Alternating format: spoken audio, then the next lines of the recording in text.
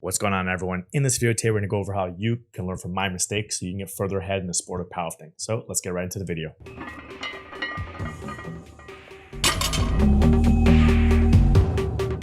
All right, everyone, what's going on? Thank you for tuning in to another video. And if you are new to this channel and you don't know who I am, my name is Venmo Khamesi. I'm a powerlifting coach, athlete, referee, and meet director. So I make videos here on this channel to help out those groups of people. I previously did a video in this series going over one of the beginner mistakes I made when I got started in the sport of powerlifting and how you can learn from my mistakes so you can do better in the sport of powerlifting and get further along than the other beginners. So we're going to continue on with the series now, going over my second mistake, and that is neglecting things that you don't like to do or that you are not good at. And for me, one of the biggest things was neglecting the lifts that I don't like or I wasn't good at. But you can expand that beyond to, warming up or nutrition or any kind of general prehab or rehab work, anything like that you may be neglecting that could be hurting your performance and hurting your progress, then you don't want to do that. It's easy to just put those things off and say, I'll just do it next week or I'll do it next session. But in the long run, that's actually hurting you because you're not putting in the work right now and you could be neglecting things that will slow down your progress or maybe lead to injury. So for me, when I first got started in lifting, I was like the typical guy who goes to the gym, you might do chest, but then you do biceps and abs and calves, or maybe triceps and forearms, but you neglect really the lower body, you really neglect the squats and the deadlifts.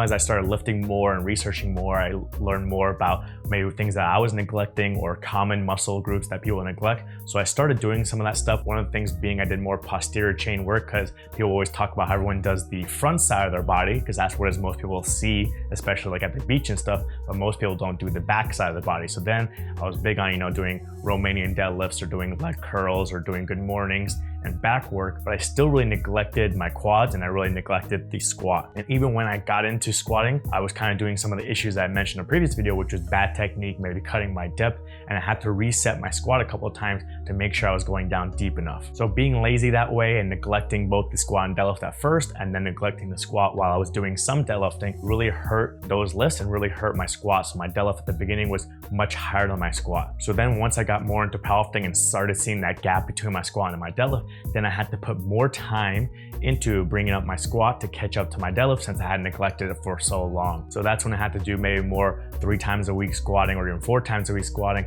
put the deadlift maybe on more maintenance mode with 2 times a week to basically bring up that strength from the squat so that it is more of a competitive number and helps out my total more. So as you're watching this video, hopefully you're thinking about some of the things you may be neglecting. Is there a lift out there that maybe you don't like doing and so maybe you just put half effort into it, or maybe skip at some sessions like, oh, I'll bench press next session? Or are there some things maybe before and after the actual sessions that you're neglecting, like maybe your hydration, your sleep, you're not warming up, you're not taking care of your mobility work? All these things are little pieces in the puzzle. They're variables that help you build your strength and your size and consistently stay injury free. So they're important things that you should be doing and you don't want to neglect them over the long term. So you want to make sure that you're not being biased towards yourself. If you are, maybe you need to get a coach or talk to someone who's been around longer and ask them hey, does this program look good? Am I neglecting anything? If you have a training partner, maybe you can make sure they're on top of you, making sure you're warming up properly, make sure you're not skipping your accessory work or anything like that. So you basically don't snowball these things that you're neglecting. They slowly add up over time and then lead to something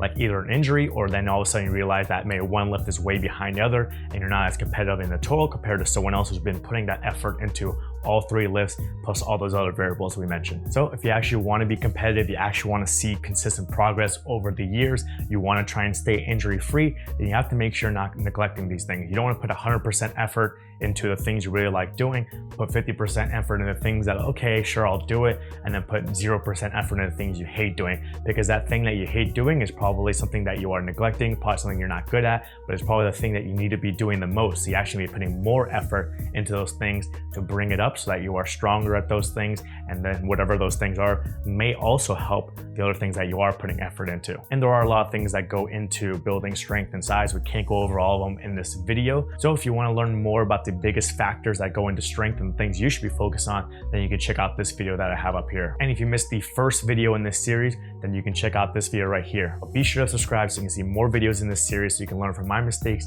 and other beginner mistakes in the sport of powerlifting. Other than that, hope you guys are having a good day and I'll see you in that next one.